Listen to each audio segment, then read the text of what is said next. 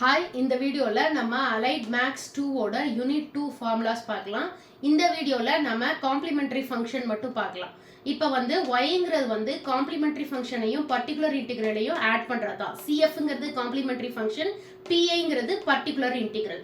இப்போ இந்த சிஎஃப் கண்டுபிடிக்கிறதுக்கு ஒரு 3 ஃபார்முலாஸ் இருக்கு, 3 டைப் ஆஃப் ஃபார்முலாஸ் இருக்கு. இப்போ நமக்கு ரூட்ஸ் கிடைக்கும். அந்த ரூட்ஸ் சேமா இருந்தது அப்படின்னா இந்த ஃபர்ஸ்ட் ஃபார்முலா, அதாவது இப்போ 2,2ங்கிறது சேம் ரூட், -1, -1ங்கிறது சேம் ரூட்.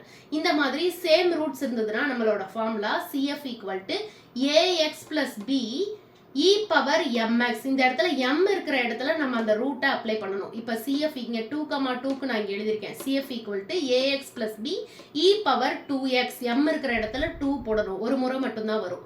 அதே மாதிரி CF = இப்போ இங்க -1 இருக்கு, அப்போ AX + B e power -x அப்படின்னு வரும். இப்போ இங்க 1,1ன்னு வந்தது அப்படின்னா e பவர் xன்னு வரும். இந்த மாதிரி நம்ம இதுக்கு வேல்யூஸ் அப்ளை பண்ணணும்.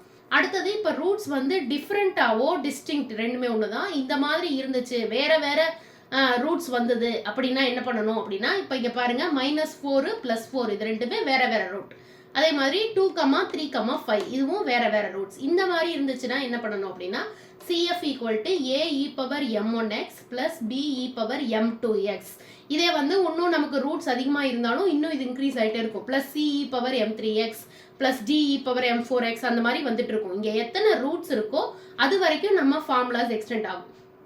இப்போ இதுக்கு -4,4க்கு இங்கே எழுதியிருக்கேன். CF = A e power -4x, m1 இருக்க இடத்துல -4, அடுத்து B e power 4x, second 4 m2ல அப்ளை பண்ணணும்.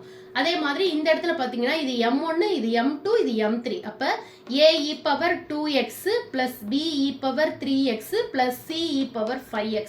இப்போ இங்கே 3க்கு பதிலாக -3 இருந்ததுன்னா B e பவர் -3xன்னு வரும். இந்த மாதிரி நம்ம அப்ளை பண்ணணும்.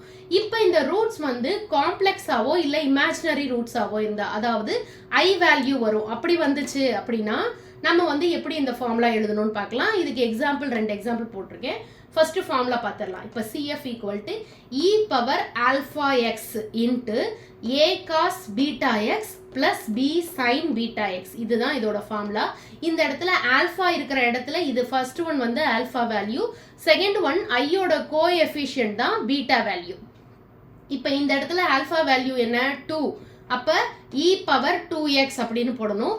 பீட்டாவோட வேல்யூ ஐயோட கோஎஃபிஷியன்ட், ஐ போடக்கூடாது, அதோட கோஎஃபிஷியன்ட் தான் இங்கே 3, அப்போ 3xன்னு போடணும். இப்போ பீட்டா இருக்கிற இடத்துலலாம் 3 அப்ளை பண்ணணும்.